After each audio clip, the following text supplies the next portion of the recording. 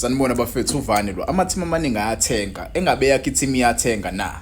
So I'm back again with indaba zokubhethwe Premiership. Amathimi amaningi ayathenga bafethu ngizoqala ngeindaba engizwile namhlanje. iCape Town City ithenga abadlali bangempela. iCape Town City abadlali sibathengile right now iyakhombisa ngempela ukuthi le team le iyafuna ukubuyela kubhethwe Premiership. Sebenze enye i-signing bafethu. Basayini igama lakhe lomjida lo uJospin.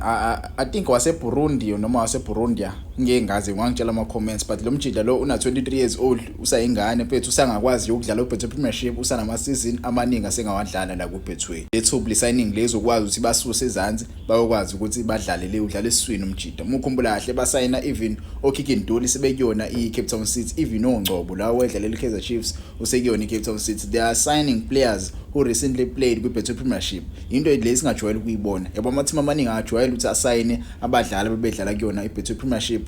Right now bona sekuyena abadlali abaningi abanayo experience eBhethwe Premiership abadlali abangakwazi ukubasusa le ezansi babayisele kuPSL. Asaze noma strategy leso singabasiza ukuthi bakhuphuke noma cha because most of these players they haven't played le ezansi kuNFD. kuNFD kuraf kakhulu amathimi adlala lapha adlala with strategy. It is too tough compared to iBhethwe Premiership. Yabo kunama rules nje khona amathima noGrobana lapha isidingo singekho. Kwezinye izindaba eziphumile namhlanje kuthiwa bafethu Ohizu I spoke about Ohizu kuthi uOhizu wesuspendiwe iSikhukhune United kwanginezinto umjida azenza and iSikhukhune United sasifuna ukuyiterminate icontract yakhe because wayesathanda kusayina vele icontract entsha with iSikhukhune United. Sesidecidile iSikhukhune United ukuthi umjida lo ngiyaza ayidlalela iteam because lento ayenzile shuthi into le ucoach Eric Tinkler angayithandanga naku kuthiwa sebezomjoinisa iSwelele FC on a season loan.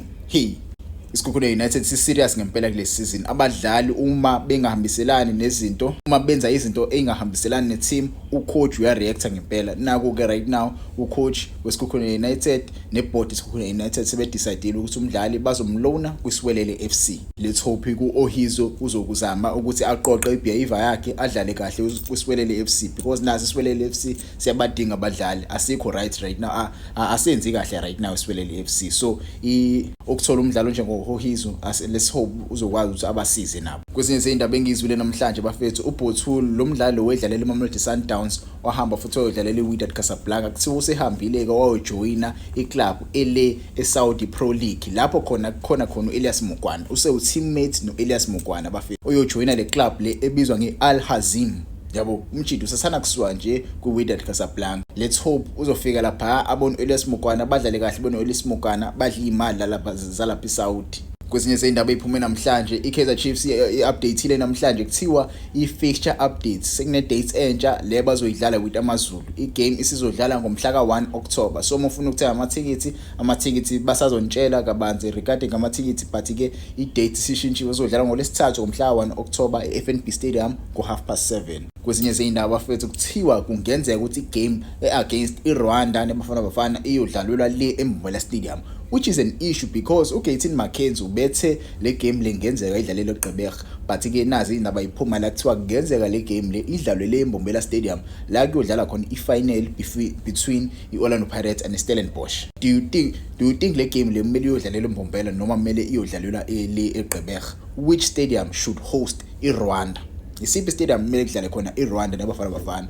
Mukhumbula kahle iRwanda yathatha iBafana Bafana yayidlalisa kwi-stadium esasigcwele amanzi. Ingakho iBafana Bafana kulama World Cup qualifiers yashawa iyona iRwanda isithathile yasibeka kwi-stadium esigcwele amanzi lapho khona kwalimala khona umvala right now une-injury ayithola kuleya game esasidlala nayo against iRwanda. Even today umvala akarecover kahle ngenxa leya injury. So which stadium should we take iRwanda? Kwezinye izindaba eziphumile umdlali wala eSouth Africa ona 24 years old usehambile ubejoyine iclub yaseBelgium. Yabo le club yaseBelgium usadlala ama games ayi5 kuthiwa umjida uyishile le club le due to personal reasons. Singesazi umjida uzuyishiyeleni igama lakhe uBedangs Mohammed. Yabo angikwazi ukupronounce igama lakhe but ke Mohammed. Let's hope umjida uzoba right. Ngisakuyona ke iMbombela Stadium njengoba iMbombela Stadium iyohosta igame iOrlando Pirates versus Stellenbosch. Bakhiphile ke lana ama park and ride facilities. Ama park and ride facilities facilities lawa esijwayele ukwabona mekuzodlala iSoweto Derby imidlalo le eFNB Stadium. Lama park and ride asiza kakhulu asiza ukuthi kuminimizwe i-traffic, asisiza ukuthi abalandeli mebezobukela ibhola bakwazi ukuba safe. Lapho khona-ke park and ride locations azobe khona e-showgrounds, azobe khona e-Hoërskool Belvedere, azobe khona e-Lovewell High School, azobe khona e-Riverside Government Complex, ne-Fresh Produce Market. So uma umuntu oyibukela le match le, uma uzohamba emoto yakho ungahamba uyopaka kulezi indawo lezi ezilistiwe la, ungayiphoza nje ufunde la ukuthi bachaza kanjani.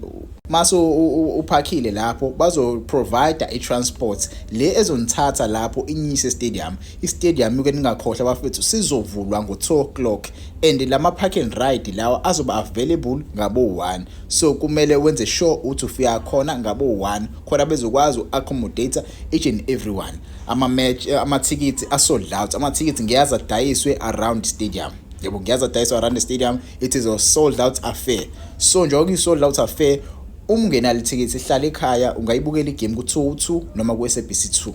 Kwezinye zendaba eziphumile bafethu, i-left back yeMamelodi Sundowns uTerence Mashego ula eThekwini. Njobe la eThekwini nje uzofinalize i-loan move yakhe ku-Durban City FC. Le deal ke bafethu kade ayiseculator regarding lo mjida lokuthi uzoyishiya iMamelodi Sundowns. Naku ke na i-team la ngenzeka ukuthi ifinalize i-loan move yakhe. iMamelodi Sundowns iyaqhubeka ichitha abadlali. Let's hope ukuthi uTerence Mashego njoba ezofika la ku-Durban City uzokwazi ukurevive i-career yakhe, akwazi ukuthi adlale kahle. Benikhumbula phela umdlali wayidlalela Bafana before, so currently ade wagcina ukuyidlalela iMamelodi Sundowns. So match wina yona iDurban City, let's hope uzozama ukuyi-revive i-career yakhe, akwazi ukuthi aphinde futhi aselect Hugo Bros. Njengoba nje i-career yakhe it looks like isiphelile after ijoin iMamelodi Sundowns, izinto azihambi kahle. It looks like ocoach abaningi abathembeli kuyena since asayinwa uRulani Mkwena. Ngangitshela ama-comments, was this done on purpose ukuthi bamsayine umjida bayamdlalisa noma bamsayina bamdlalisa but ukudlala kwakhe akuimpressanga ocoach abaningi?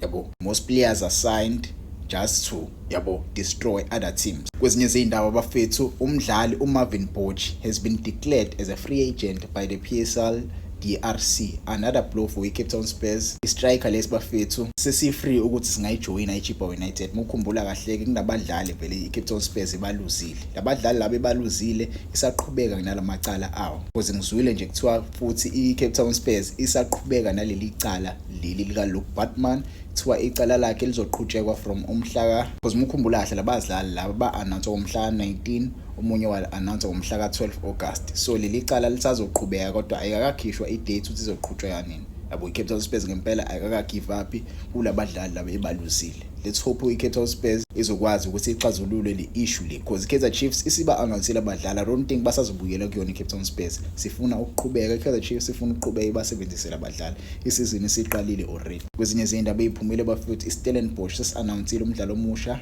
umdlalo lo wale Azerbaijan, yabo, Turan Manamov. Yabo, iStellenbosch yaqhubeka kilanda ama-defenders ale overseas. Yabo, i-signing ke le singesazi sobona lo mjida lo uzodlala kanjani. I don't know a lot about this player, but let's hope uzodlala kahle. Yabo, ngiyayithanda into abayenza abalanda abadlali abaningi base-Europe bazobafaka la kwi-Betway Premiership. Let's hope ama-team amaningi they adopt this thing of getting. Let's hope bazoyi-adopta lento yokulanda abadlali base-Europe beze la kwi-Betway Premiership, just like iMamelodi Sundowns ilanda abadlali abaqhamuka le eSouth America beze la kwi-Betway